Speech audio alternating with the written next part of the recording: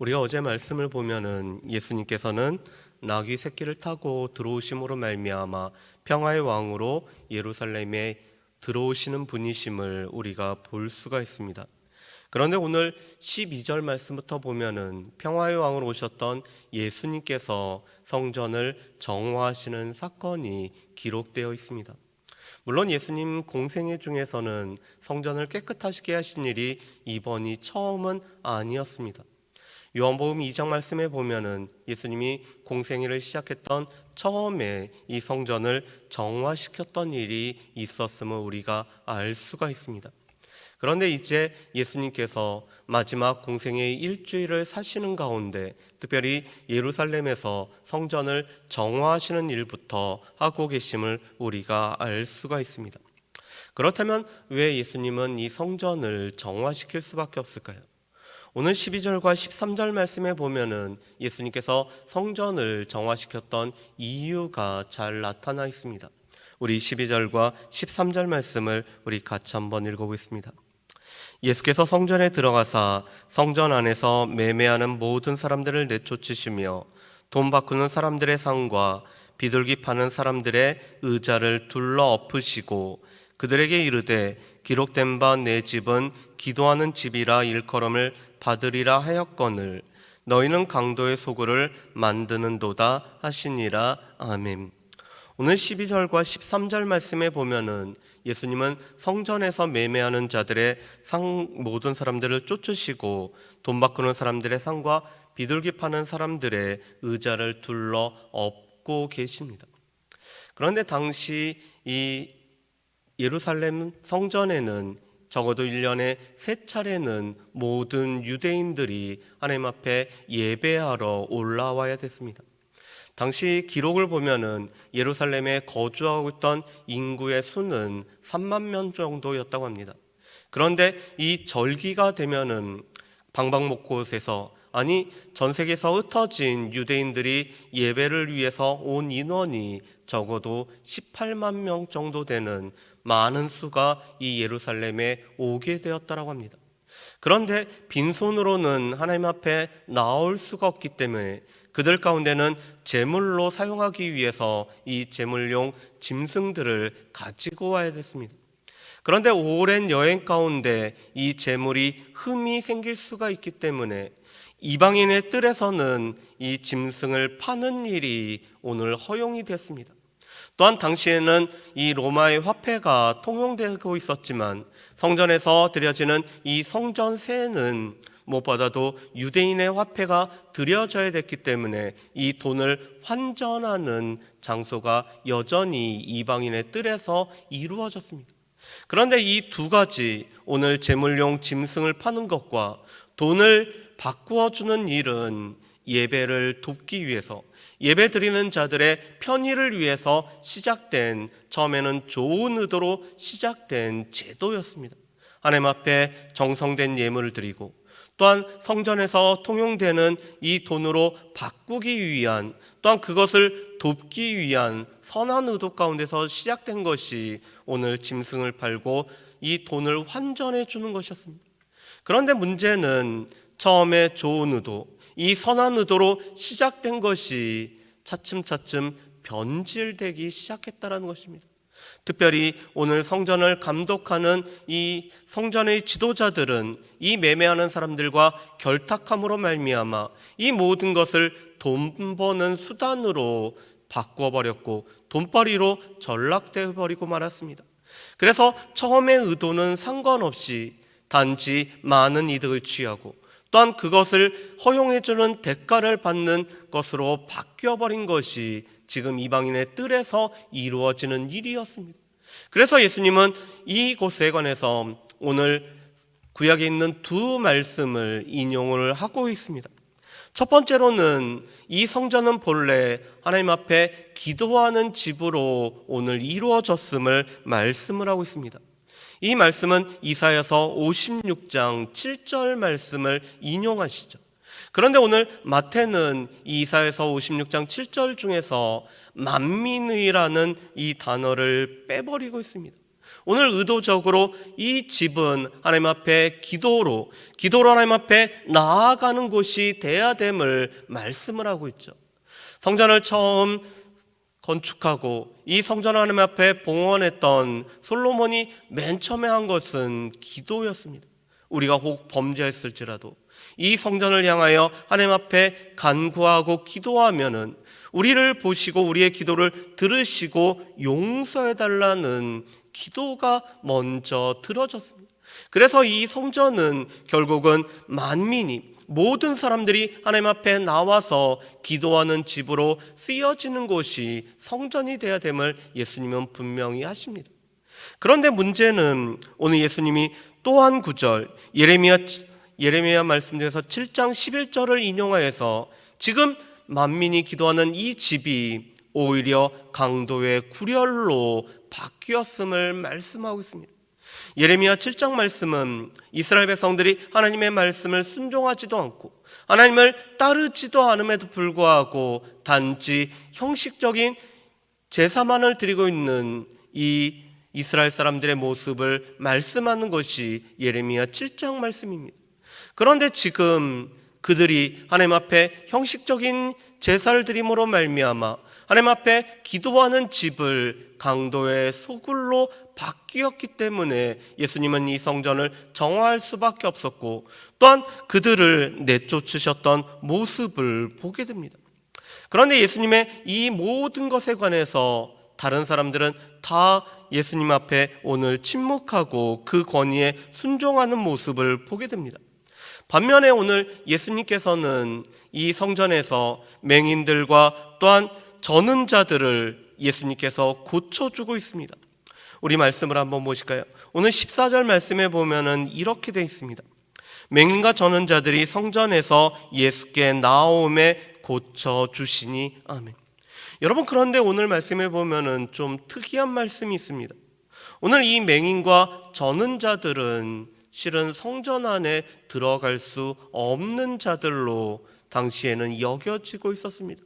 왜냐하면 성전은 거룩한 곳이기 때문에 신체에 불구가 있는 자들은 성전에 오늘 나아가지 못하는 존재였습니다.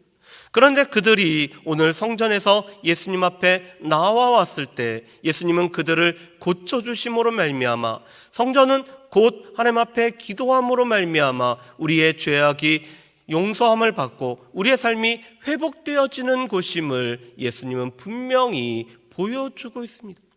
물론 이 성전에서 맹인과 저는 자들이 들어갈 수 없다라는 것은 다윗의 일과 연관이 되고 있습니다.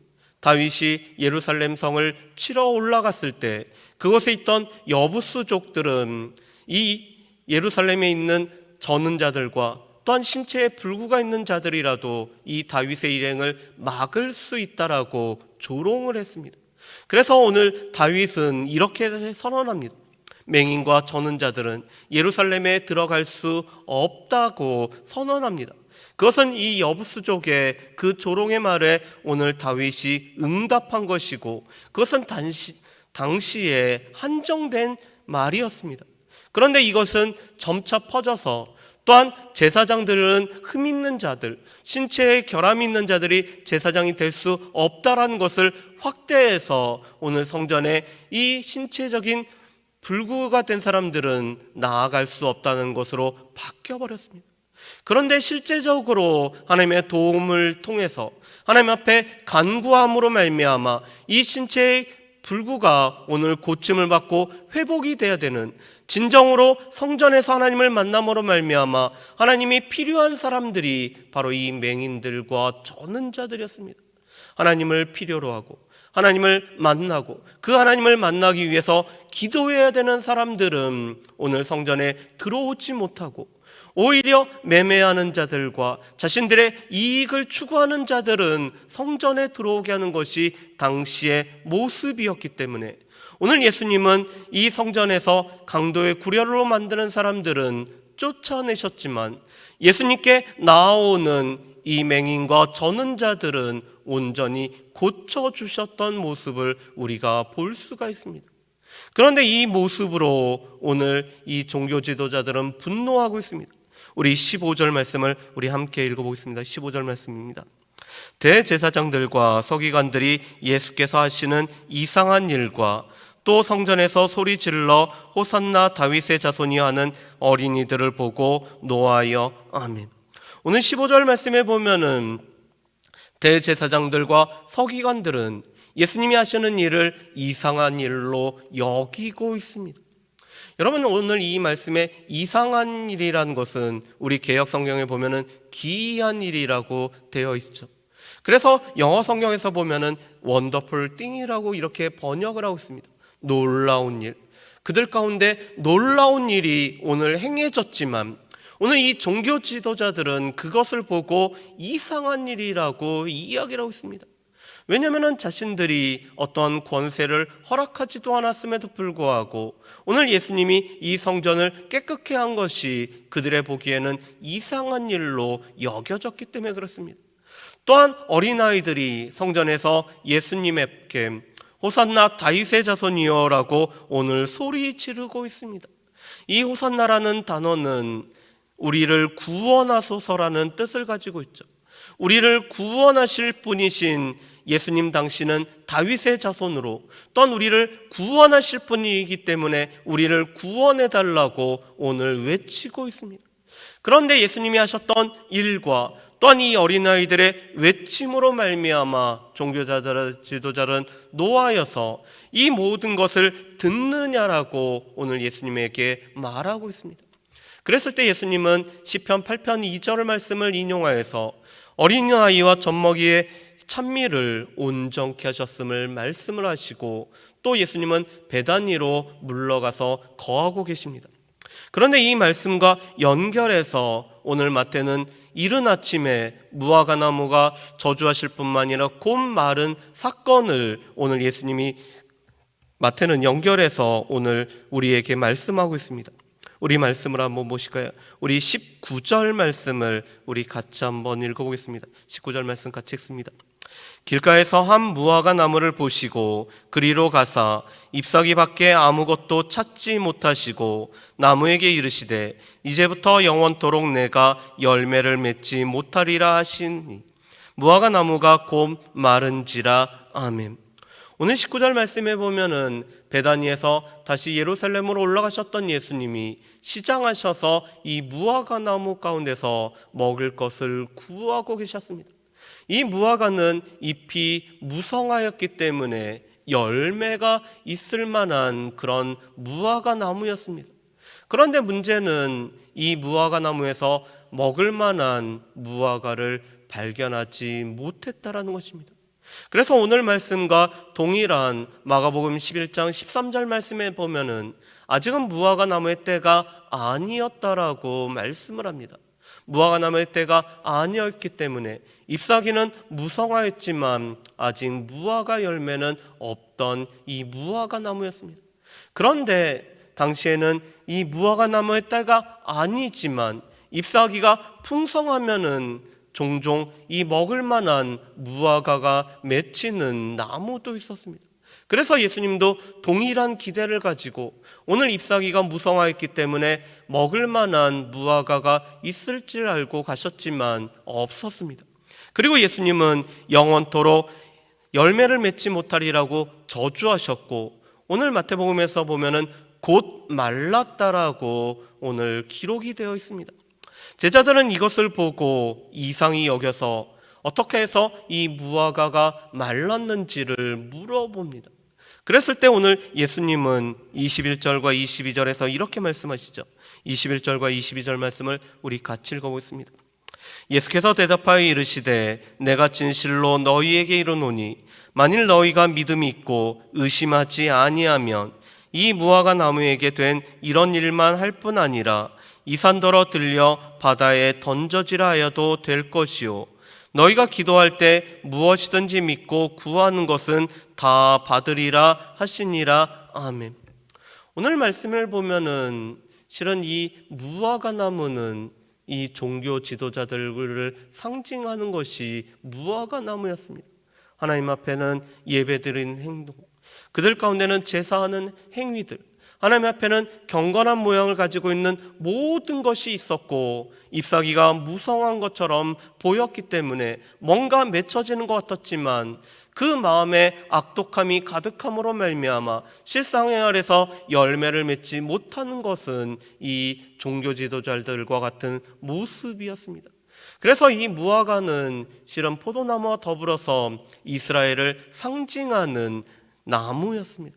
그래서 포도나무와 무화과나무는 곧 이스라엘을 가리키고 있습니다.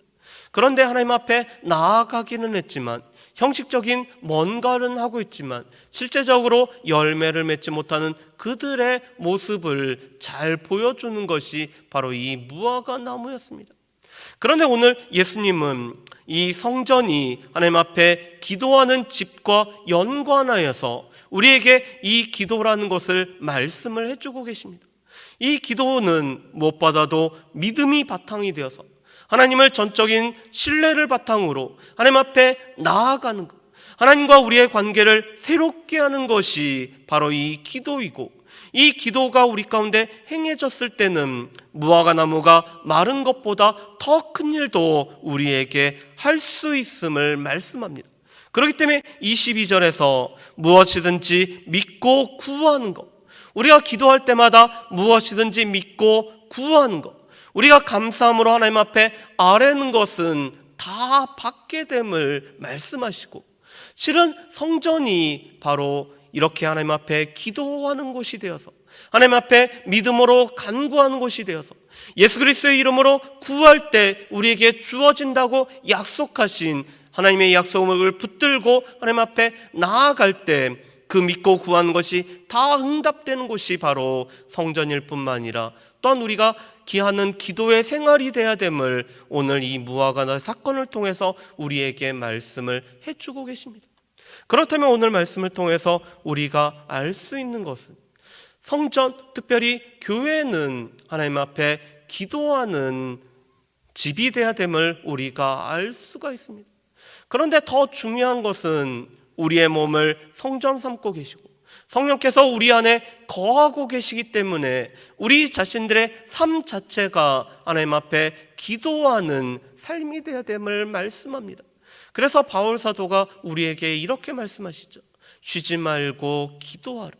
쉬지 말고 기도한다라는 것은 기도의 정신으로 살아가는 것을 말씀합니다.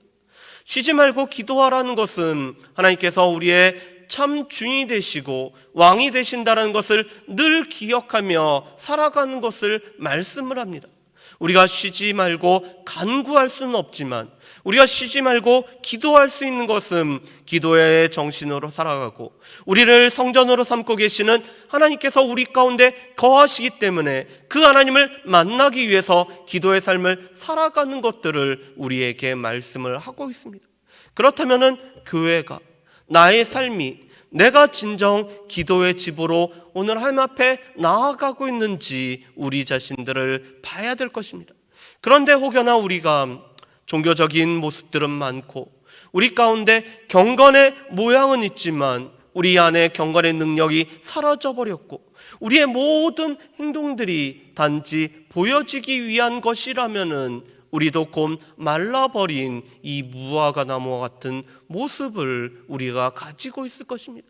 그렇지만 오늘 주님께서는 우리에게 이 기도의 능력, 기도는 믿음을 바탕으로 우리가 기도할 때마다 믿고 구하는 것은 다 응답되어짐을 우리에게 말씀하심으로 말미암아 우리가 기도할 때 믿고 간구함, 믿음으로 주님 앞에 나아감이 얼마나 필요한지 우리에게 말씀을 하고 계십니다. 특별히 오늘도 우리가 주일날 거룩한 주일을 온전히 성수하기 위해서 하나님 앞에 나와서 예배하고 또 주님 앞에 나아갈 때 우리 가운데 우리의 도우시고 또한 우리를 붙잡으시는 그 하나님 앞에 믿음으로 나아갈 뿐만 아니라 믿음으로 간구하고 우리 교회가 하나님 앞에 기도하는 집으로 또한 나의 삶이 하나님 앞에 기도하는 삶이 되어지는 저 여러분들 되시기를 주님의 이름으로 축복합니다. 기도하겠습니다. 사랑하는 풍성하신 아버지 하나님, 오늘 예수님은 예루살렘에 들어가셔서 성전을 깨끗하게 하시고 이 성전은 하나님 앞에 기도하는 집이 돼야 될 것을 우리에게 말씀을 하고 계십니다. 특별히 이스라엘 백성들은 열매 맺지 못하는 무화과 나무처럼 그들의 종교적인 모습들은 무성하였지만 온전히 하나님을 신뢰하고 하나님 앞에 나아가는 것들은 부족했음을 보게 됩니다. 주님, 혹여나 우리 모습 가운데서도 겉모습은 화려하지만 하나님 앞에 믿음으로 나아가지 못하는 모습이 우리 가운데 있지 않는지 우리 자신들을 살펴볼 수 있도록 도우시옵고, 오늘 주님께서 우리 가운데 이 기도는 믿음이 바탕이 되어서 또한 기도할 때마다 믿고 구하는 것이 다 이루어짐을 우리가 의심치 않고 또한 믿음으로 나아가는 우리 모두가 되어질 수 있도록 주여 도와주시옵소서. 감사드리오며 예수님의 이름으로 기도합니다. 아멘.